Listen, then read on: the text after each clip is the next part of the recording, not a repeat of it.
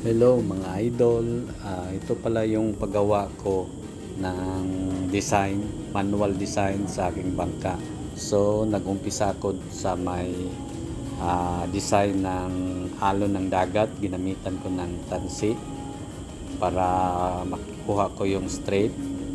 Then sabay ginuhitan ko gamit yung mataas na roller.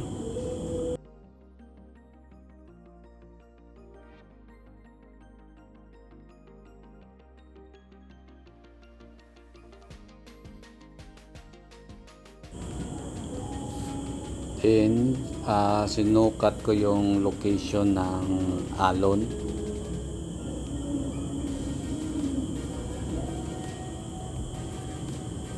Then, umpisa ko ng gumawa ng design ng alon.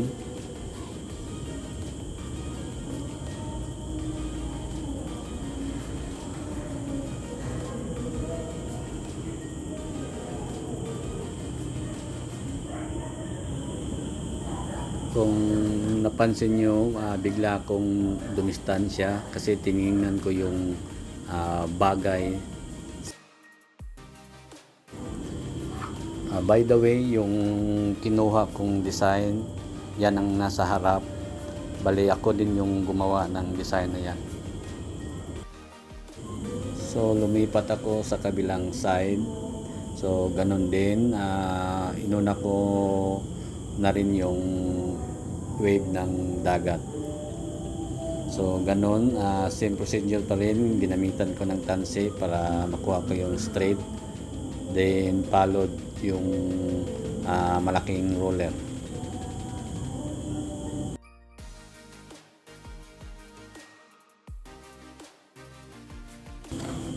Next na ginawa ko yung layout mismo ng malaking isda, yung blue marlins.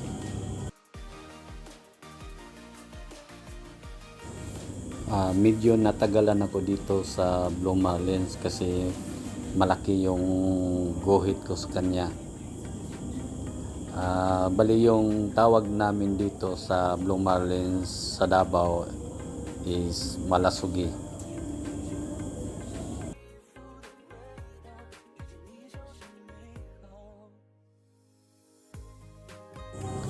Bali yung malasugi at saka yung liplipan halos magkatulad lang sila, pero mas mababa lang yung nguso ng malasugi kumpara sa liplipan.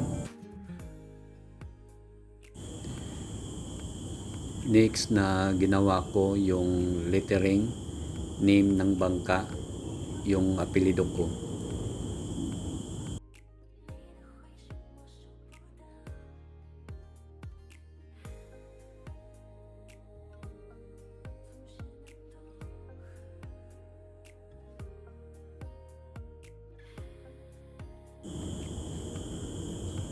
So tapos na tayong magguhit. Tingnan natin yung mga ginuhit natin. So yan yung name ng bangka. Nasa unahan talaga yung name ng bangka. Then yung alon ng dagat at yung mukha ng blue marlins.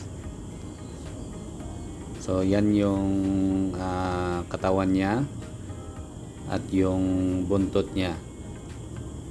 So ito ready na para sa pagpintura. So inumpisahan natin yung pagpintura gamit yung orange, yung major natin na kulay.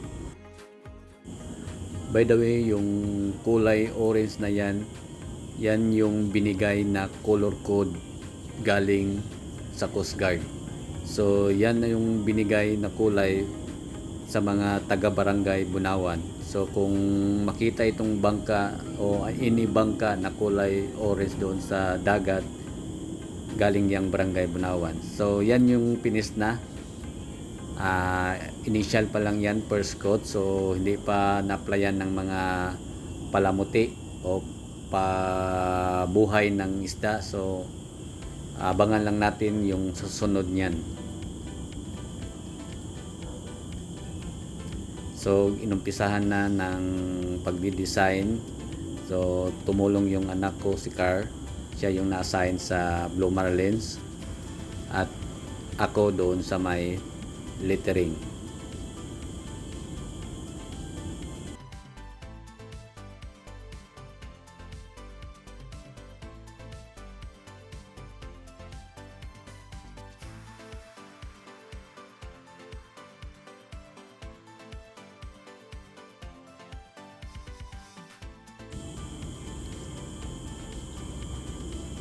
So, yan lang muna sa ngayon mga idol.